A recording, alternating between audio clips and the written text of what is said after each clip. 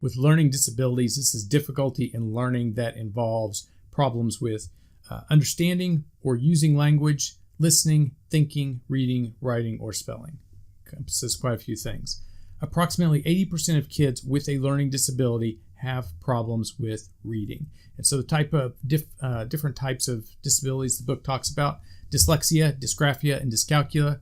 Dyslexia, probably heard of, severe impairment in the ability to read and spell. Dysgraphia, difficulty with handwriting, and dyscalculia is problems with math. 3 times as many boys are diagnosed with a learning disability compared to girls. Think about this. 3 times as many boys diagnosed than girls.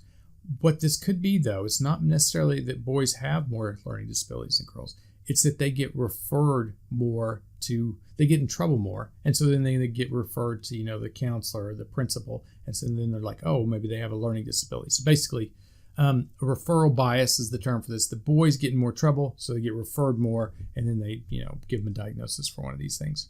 For the learning disabilities, they do not know the cause, and it is unlikely that it is in a certain part of the brain. It's probably problems integrating information through multiple brain regions. And so this is something like language that we talked about in an earlier chapter, that language is not just in one area of the brain, it is in multiple areas, and those areas have to be able to communicate well with each other for you to have those abilities.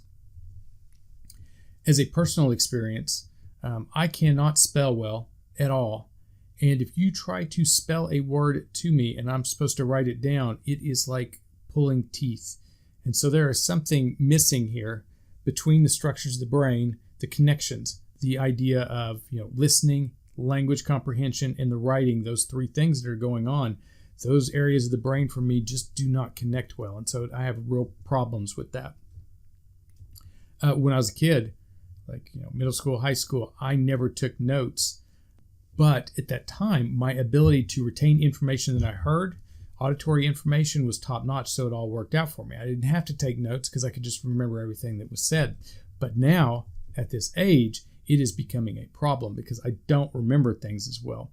And I don't have the ability to take notes well because of, some type of structural brain structure issue. And then also, I didn't build that synaptic pathway when I was younger. So I don't have the memory and I don't have the note-taking ability. So now things, are more difficult for me. However, I'm at a stage where it's not that big of a deal. I don't have to go to classes like you do. So, or I don't anyways.